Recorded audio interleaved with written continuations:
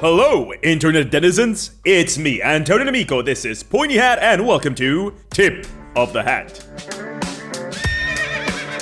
I heard the screams in the distance of millions of Baldur's Gate 3 players that have finished their games and have turned their coveting eyes towards the actual thing. Dungeons and Dragons, and I've come to deliver unto thee succor and comfort in the shape of a 90s infomercial.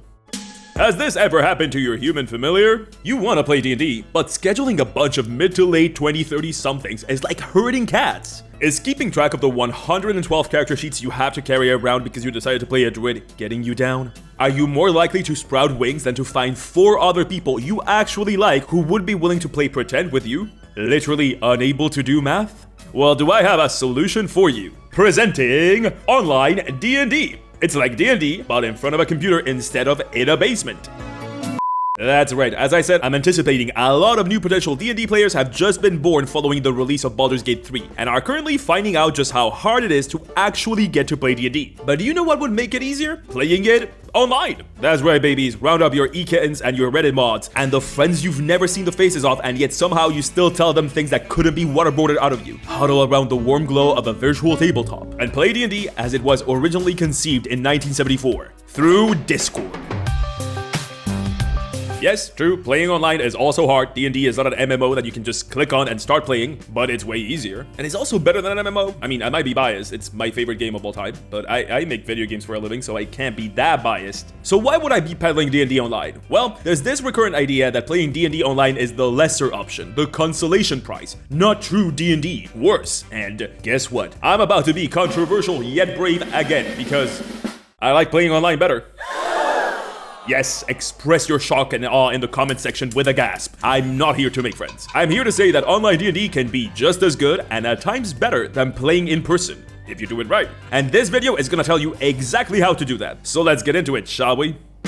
So I know what happens next. D&D IRL enjoyers, and to make it clear, I am one. I like playing IRL, I just prefer online. D&D IRL enjoyers will say that D&D Online is just not the same, man. And guess what? You just stated the thesis of this video for me. Ha! Tricked you yet again. I believe that so many people believe online D&D is worse than IRL D&D because they try to make online D&D play just like IRL D&D. And that's the crux of the problem. You are approaching a completely different medium and being disappointed that it doesn't work like the medium you're used to. I'm going to teach you how to embrace onlineness. My belief is that when you run and play D&D Online taking advantage of the things that the medium of online TTRPGs does better, instead of trying to make it conform to how playing D&D IRL works, that's when D&D Online shines just as bright, and for some brighter, than IRL D&D. And showing you how to do that is what this video is about. So let's go. You're going surfing on the internet. Right out of the gate, don't expect this video to be a list of virtual tabletops or, I don't know, programs that you can use to play D&D. That's the easiest information to find, and also those people have not paid me to sponsor this video and I'm too mercenary. No, I want to concentrate on what you can do to make online D&D the best it can be. I want those of you that have not played D&D yet, or have stopped playing altogether, or would like to play more, to give this online thing a try. Once I've convinced you to give D&D Online a try, go ahead and check out this video by Ginny D after that. It's in the eye icon on the top right of this video. You can click it at the end of the video. It's basically a companion piece to this one, and she goes in much more detail about how to go about setting up a D&D Online session. But you can't do that if you haven't been convinced to actually run an online D&D session and how to do that well. So let me convince you and teach you. So let's define the things I believe playing D&D Online instead of in person can help with. And this is YouTube, so let's do it through a numbered list. Number 1, finding a group.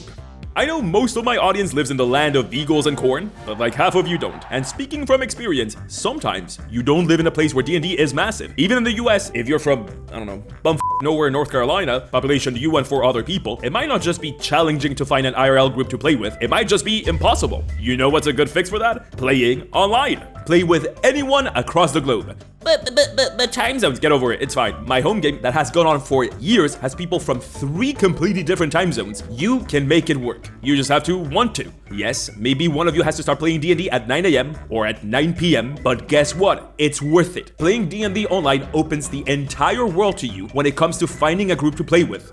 Number 2, no commute.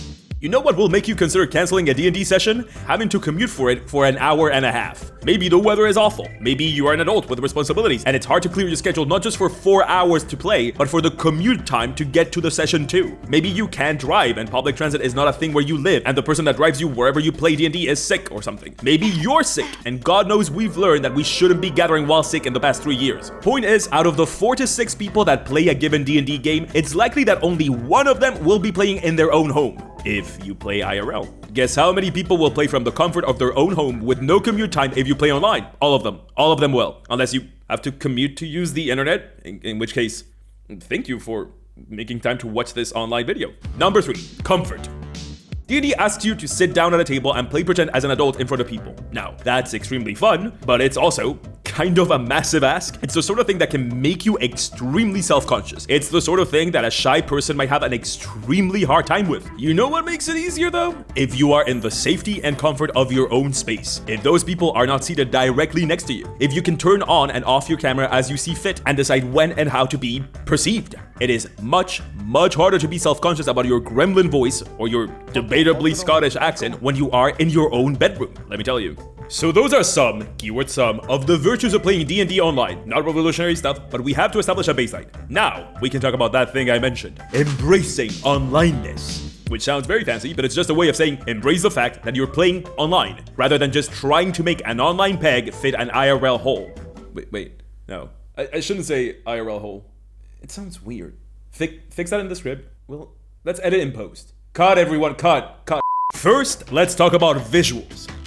Adding a visual flair and visual components to your online game is just plain easier than IRL. Do you want to run an adventure where your players hop through dimensional portals, jumping from jungles to deserts to snowy tundras? What if you want to go to places that are less normal? I don't know, the inside of a dead gargantuan beast that has become part of the scenery, a town made entirely of stardust, an underwater casino for the filthy rich. Well, you can, in theory, get the terrain pieces for all of those. I guess, paint them, create the battle maps that battles can take place in. But the amount of work that takes, the time, the cost, that's all waved away online. DMs burn out of running D&D all the time, and something tells me that having to do all that once every week or 2 weeks is not helping with the burnout thing. One thing that you can't really sub for and online cannot replace is the magic of having a mini of your own character on the board. True, online you can have a token of your guy, but that doesn't really compare to a literal statue of your guy for you to play with and look at wistfully as you lovingly think about how this brainchild of yours actually came to life in statue form. Assuming, of course, that you have a custom mini for your guy.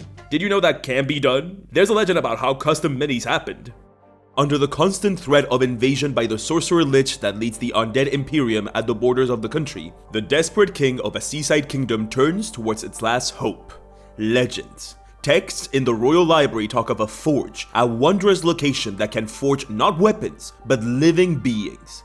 Shaping muscle and bones like red-hot metal, the forge is said to be able to bring to life champions that can take down any threat. Powerful mages, righteous knights, and maybe, just maybe, the hero the king needs.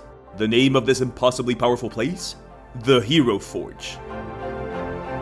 Tired of pretending that random Lego figurine you stole from your little brother is actually your tiefling warlock? Hero Forge can summon from the ether a mini that looks just like your character because you get to decide exactly what it looks like in a character creator. They are having a Black Friday sale, so there is literally not a better time to get your own custom mini, up to 20% off of physical miniatures. That's massive, and you get so many options, including color printed plastic, for those of you that, just like me, can't paint to save their lives. And it's not just up to 20% off, it's up to 50% off digital products like STL files and digital miniatures. That's half off. The blackest of Fridays is truly upon us. So if having a custom mini that actually looks like your character with a massive discount sounds like a good idea to you, click on that description link and use the Hero Forge to forge your hero.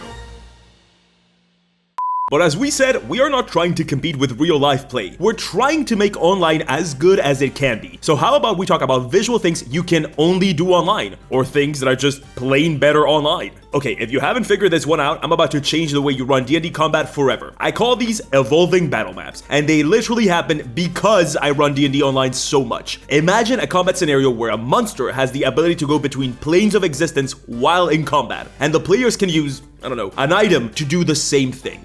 Okay, how do you run that? How do you make it so that some players are on one plane fighting one baddie and the others are in another fighting another baddie? Simple. You lay 2 battle maps on top of each other in whatever VTT you're using, and then you just click on bring to the back or whatever the equivalent option is. And that's it. You've changed maps. You can run anything like this. Not just a fight that happens in 2 versions of the same place across the planes. What about players fighting on top of moving cogs in a massive clock tower? Rotate the clog. That's it. It's as easy as that. Here are a bunch of examples of evolving battle maps I've done. We have poison smoke filling a room slowly. We have water jets exploding in a set pattern. The possibilities are endless. And can you run that in real life?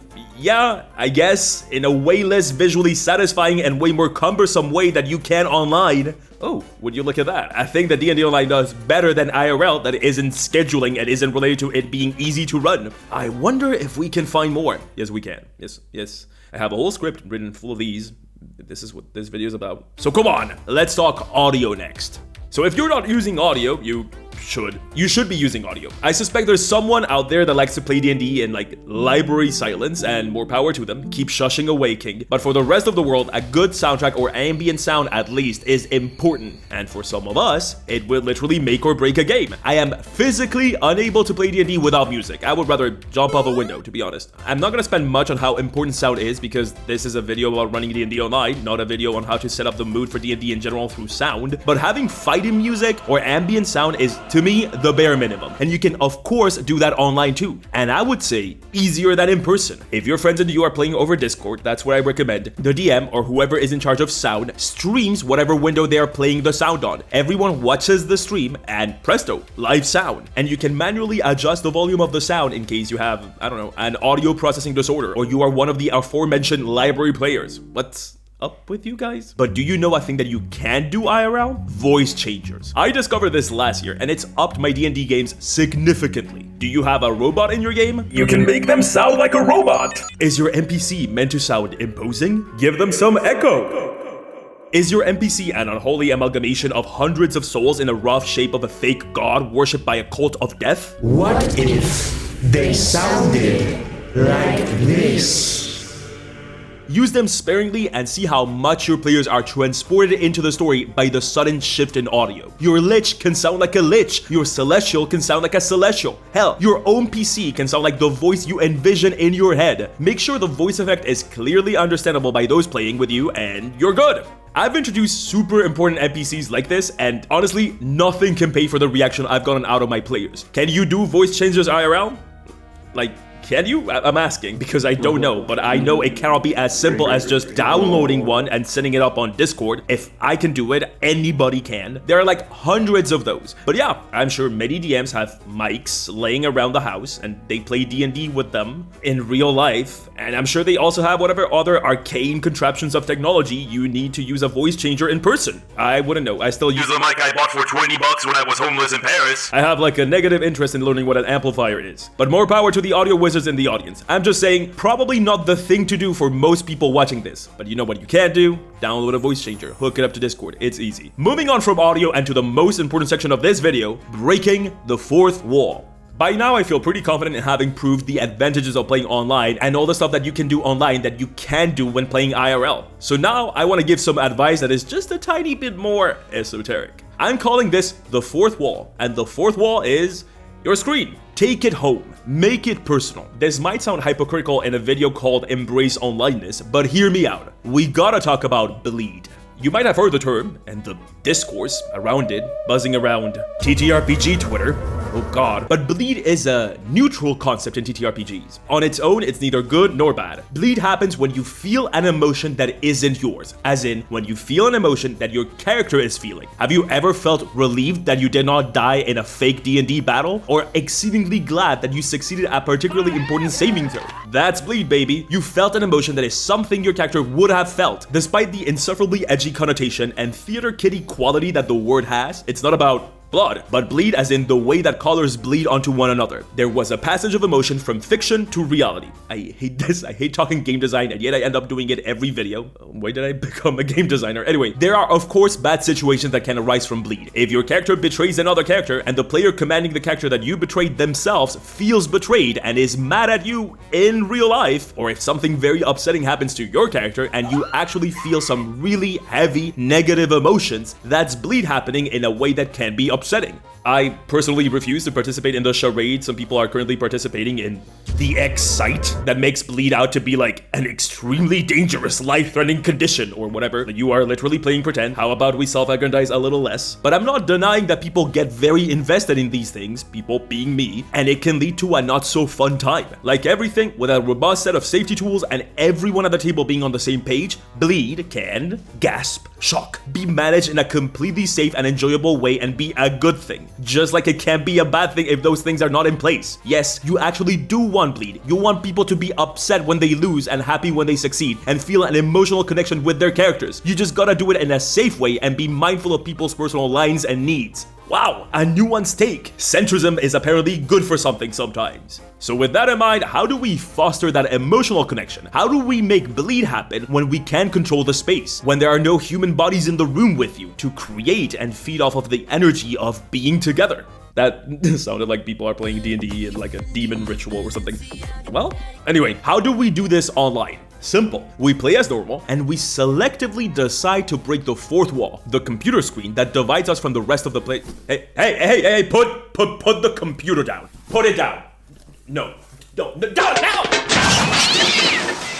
First, the thing we can always do, ask people to set up. Make a ritual. This can take any shape that works with your group. It can be as simple as lighting a candle or turning off the lights, but it can also be lighting some incense, doing some mindfulness exercises. Basically, ask people to set up the space they play in for two ends. One, to make it a space where it's easy for them to embody their characters, so if you're playing in an abandoned Quiznos, find a way to make sure that that's a space conducive to your play experience. But also, make a clean break between just normal life and actually playing D&D. My group talks for 30 minutes before we play. We catch up, joke, be rude to one another, and then we all light a candle when we are about to play, and then one person is chosen to recap last week's session. That's it. That's the entirety of the ritual, but it sets us up for actually getting in the mood to play. You yourself can go as far as you want with it. Want to dress up in a full costume? You can. Maybe just wear a specific accessory. If you have colored lights, set them up to reflect the mood of wherever you are. I have a player that does makeup looks of her character to get her in the mood to play. Giving you a space to play in D&D that actually is conducive to playing and a ritual to get you in the mood to actually play allows you to set yourself up for success when playing D&D online. Hell, even if you play IRL D&D, you probably have just fallen into a ritual without planning to do so.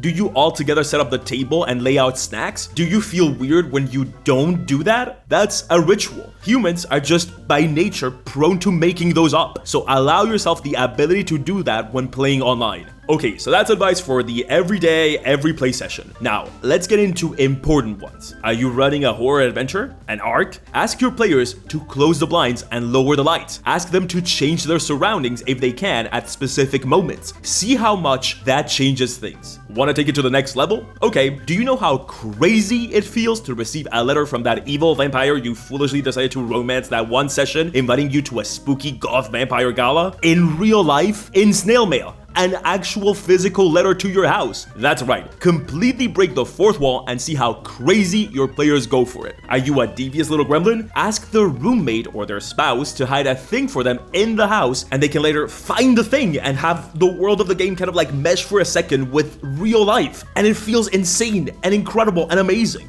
With their consent at the start of the game, of course. We don't want them actually questioning their sanity. What about adding a mysterious song to the Spotify character playlist they shared with you that clearly ties back to an NPC so they can obsess over the lyrics and what the fact that this song appeared on the playlist means? There are hundreds of ways to break the fourth wall, but the reason why it's so effective and I'm telling you to do it is because when you play online, anything that actually affects the world around you has such an insane degree of payoff because you're not used to it. People just don't expect the game that they play online to, well, bleed into real life, and it makes it feel real and emotional and awesome. So that's nice. We talked a whole bunch about how to make D&D Online an incredible experience. Hey, excuse me. My name's Ginny D, longtime listener, first-time caller. I have ADHD, and that makes online D&D really hard for me.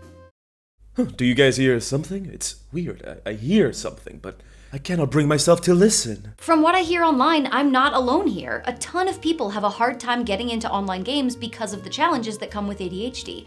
Any tips on that? I don't speak to humanoids. Ugh, fine. Better? Much better. Anyway, you are right, superior version of Ginny. ADHD can be tough when playing online, if you don't know how to go about it. So what if we make it a whole section? And for those of you that don't have ADHD, like me, listen up. It's good advice for anyone. The back of my brim itches. How do you handle that? Oh, that's simple. You don't. I live in pain. Anyway, welcome to the ADHD Corner. I've talked with my friends who have been diagnosed, and while some actually prefer online, many said that it took some getting used to. So here are some tips for your D&D Online experience if you too suffer from can't sit still syndrome. First, keep your hands busy like you would IRL. Knitting, fidgeting, hell, even drawing. Most of my players are artists and do just that when we play. Engage in something mindless that doesn't require any active thought, but keeps that part of your brain that needs to be kept busy, well, busy. I heard from someone that they literally play video games that require no thought from them while they play D&D. You know your brain better than anyone else. Just communicate with the DM and explain that you need to do this to play. And also, be open to hearing feedback about it. Doing something mindless is the goal here. But if you keep missing turns and not paying attention to what's going on because you chose competitive underwater basket weaving as your mindless activity, it might be time to reassess and find something that doesn't take as much mental power to do in the background. Secondly, I call this Twitch chat, and this is amazing. Ginny D mentioned in her video about playing online. Once again, it's in the eye at the top right of the screen. It has so much info for you to go watch. Please watch it. The one thing she misses about IRL when playing online is the small side convos you can have while something is happening. And I don't miss those at all because I have them in Twitch chat. This is literally just a text channel on Discord where you can chat while something is going on. My players use this